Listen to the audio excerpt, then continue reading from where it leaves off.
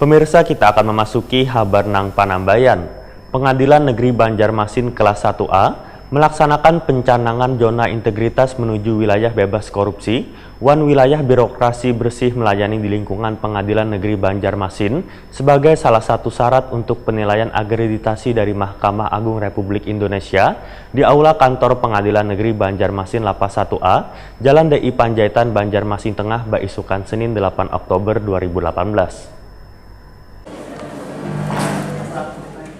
Pengadilan Negeri Banjarmasin kelas 1A melaksanakan pencanangan zona integritas menuju wilayah bebas korupsi WBK, Wan wilayah birokrasi bersih melayani WBBM di lingkungan Pengadilan Negeri Banjarmasin. Sebagai salah satu syarat untuk penilaian akreditasi dari Mahkamah Agung Republik Indonesia, Nang ditandai dengan penandatanganan piagam komitmen oleh Ketua Pengadilan Negeri Banjarmasin, Sutarjo, Wali Kota Banjarmasin, Ibnu Sina, Ketua DPRD Banjarmasin, Ananda, Komandan Kodim 1007 Banjarmasin, Letkol INF Teguh Wiratama, Ketua Pengadilan Agama Banjarmasin, di Aula Kantor Pengadilan Negeri Banjarmasin, Lapas 1A, Jalan DI Panjaitan, Banjarmasin Tengah, Baisukan, Senin 8 Oktober 2018.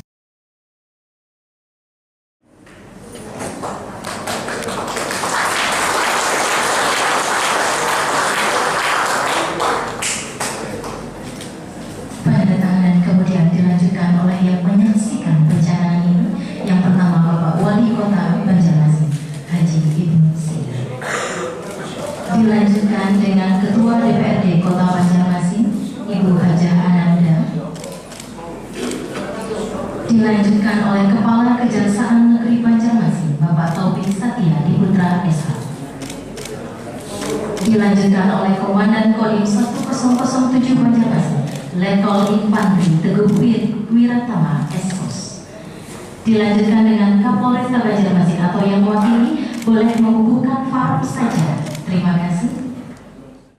Ketua Pengadilan Negeri Banjarmasin, Sutarjo menyatakan, dari data yang dihimpun oleh Bank Dunia, Indonesia masih menduduki peringkat ke-63 persepsi terjadinya korupsi dari 120 negara di dunia. Ini menunjukkan kinerja pemerintah maupun pejabat pemerintah dinilai masih kurang. Menurut Sutarjo, penyumbang terbesar terjadinya korupsi di Indonesia adalah bubuhan aparat penegak hukum. Dengan dilaksanakannya pencanangan zona integritas ini, diharapkan, ujar Sutarjo, dapat menekan tingkat korupsi maupun pungutan liar yang marak terjadi di kota Seribu Sungai ini.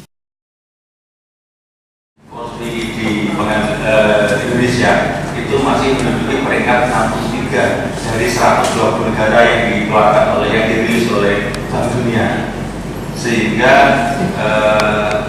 apa-apa yang dilakukan oleh pemerintah, dalam hal ini pemerintah Presiden dan juga seluruh pejabat pemerintah yang di pusat itu dinilai masih kurang.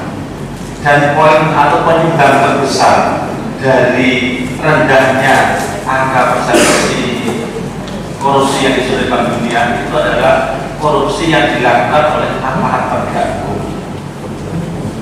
Itu dari kepolisian, kejaksaan, pengadilan, advokat, kemudian dari LP, itu yang menyumbang kenapa angka persepsi korupsi kita yang disebut Bank Dunia itu sangat rendah sekali. Sehingga pada pagi hari ini kami sebagai salah satu aparat penegak hukum di Kota Banjarmasin ini bertekad untuk menekan terjadinya korupsi dan juga pungli yang di Kota Banjarmasin ini.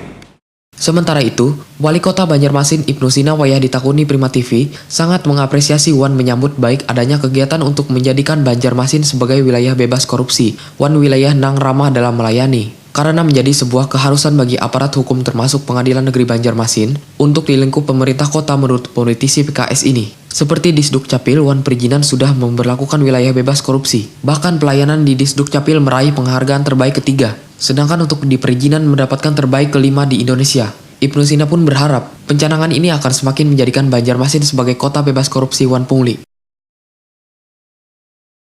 Pertama, selamat dulu untuk Pengadilan Negeri Banjarmasin, ya. Kemudian wilayah bebas korupsi dan wilayah birokrasi melayani itu menjadi sebuah keharusan karena amanat undang-undang.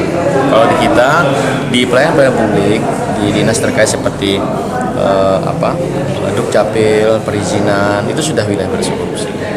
Bahkan kalau untuk perizinan kan kita terbaik nomor 3 se-Indonesia.